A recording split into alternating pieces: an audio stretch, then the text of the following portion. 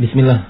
Kalau kita membaca sejarah atau kisah orang-orang soleh terdahulu, baik dari kalangan nabi ataupun ahli ibadah atau apapun itu yang berkenaan dengan peristiwa atau hikmah dari Allah Subhanahu wa taala, maka akan kita dapati kejadian-kejadian di dalam kisah itu kejadian luar nalar.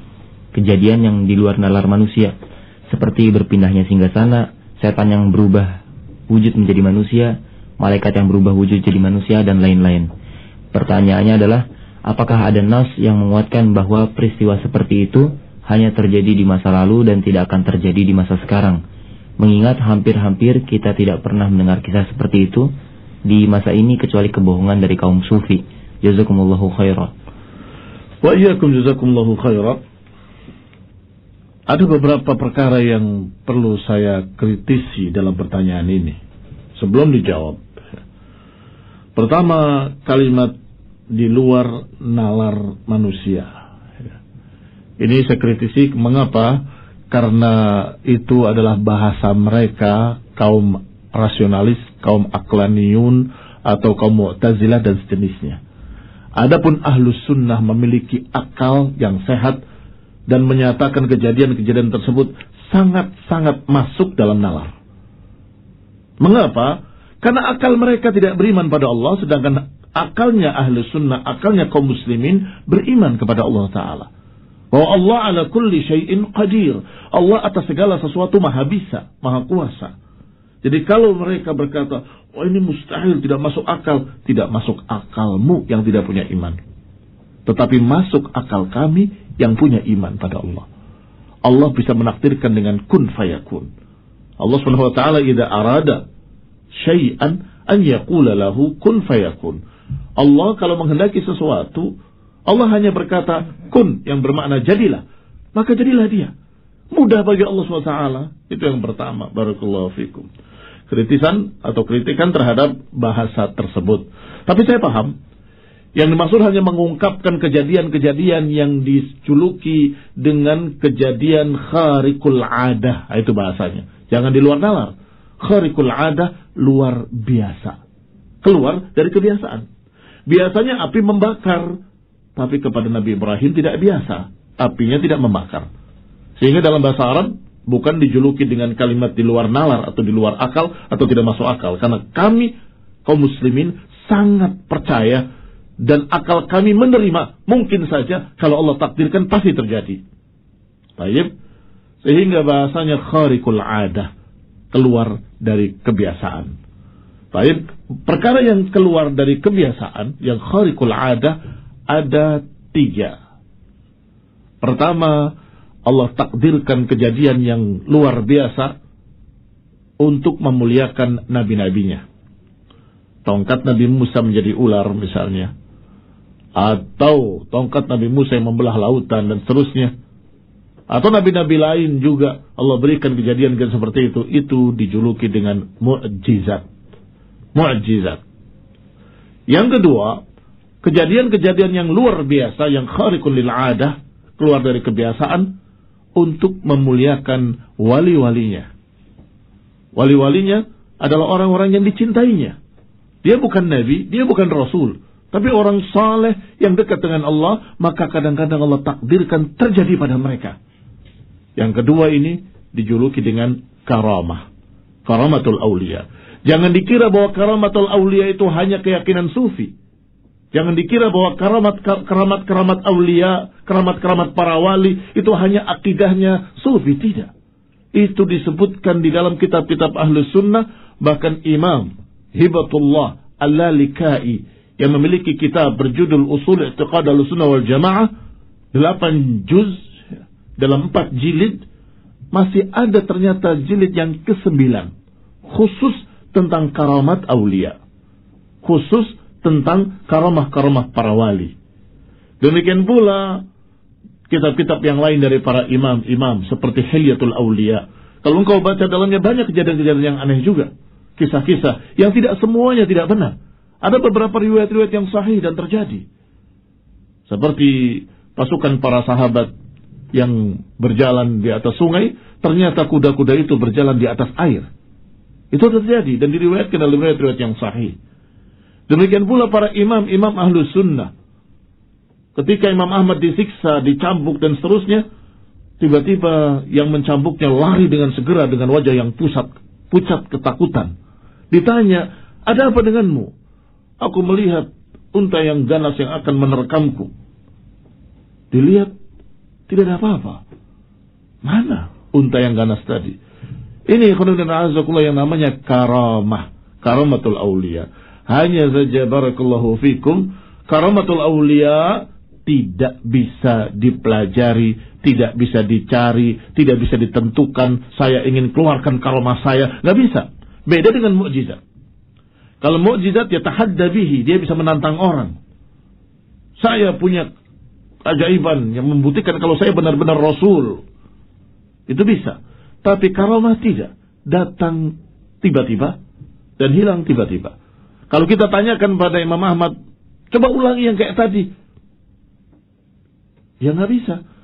Karena beliau pun tidak merencanakannya. Beliau hanya berdoa, ya Allah jangan buka auratku. Ya Allah jangan buka auratku. Karena pakaiannya dengan cambukan-cambukan menjadi robek-robek, kurang khawatir akan terbuka auratnya. Ya Allah, aku minta kepadamu agar jangan sampai auratku terbuka.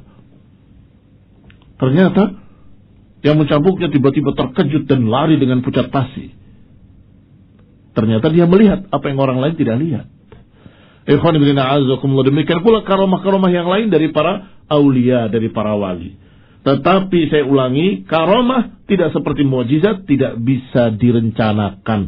Sehingga kalau ada orang yang berkata, kita akan mempelajari karamah supaya bisa kita mengeluarkan karamah kita harus berpuasa sekian hari, maka kita jawab, itu bukan karamah. Karamah itu orang yang beribadah pada Allah dengan benar-benar ibadah yang ikhlas, saleh, Masya Allah, tiba-tiba terjadi padanya keanehan tanpa direncanakan, maka itulah yang dikatakan dengan karamah. Kalau bukan seperti itu, pakai dipelajari, pakai mantra-mantra, dan itu adalah yang ketiga. Kita dapat dua kan? Mukjizat untuk para nabi, karamah untuk para wali, dan yang ketiga sya'wadah. Sya'wadah, kejadian-kejadian aneh, tapi yang dilakukan oleh jin-jin dan syaitan. Jadi kerjasamanya manusia dengan jin. Dan jin itu memang ada. Dan manusia yang bekerja sama dengan jin adalah para syaitan, para dukun-dukun dan sejenisnya. Allah melarang manusia untuk bekerja sama dengan jin. Dilarang di dalam surat Al-Jin, wa nahu kana rijalun minal insi ya'uduna birijalin minal jinni fazaduhum rahaqa. Dan bahwasanya sebagian dari manusia ada yang meminta bantuan dari kalangan jin, dan itu menjadikan jin-jin tambah sombong dan mereka menjadi bertambah dosa. Ini menunjukkan larangan haram untuk bekerja sama dengan jin putih maupun jin hitam. Jangan dikira kalau jin muslim boleh karena itu jin putih, kalau jin hitam itu syaitan, tidak boleh. Dua-duanya tidak boleh, karena Allah menyatakan wa annahu kana rijalun minal jinni ya'udzuuna birijalin minal jin fazaduhum rahaqa. Sebagian manusia ada yang minta tolong kepada jin atau berlindung kepada jin-jin, maka itu menjadikan jin-jin tadi tambah sombong dan mereka bertambah dosa. Maka apa yang diupayakan oleh mereka, sebagian kaum sufi yang sesat, kemudian mereka berupaya untuk semedi di kuburan atau semedi di tempat-tempat tertentu untuk mendapatkan karamah, kita katakan itu jelas bukan karamah. Karena karamah itu Allah akan berikan pada orang-orang yang saleh, mukmin, taqi, yang beriman pada Allah Subhanahu wa taala. Sekarang pertanyaannya, apakah ada nas yang menguatkan bahwa peristiwa itu terjadi di masa lalu saja, tidak di zaman sekarang? Maka itu kita jawab tidak ada.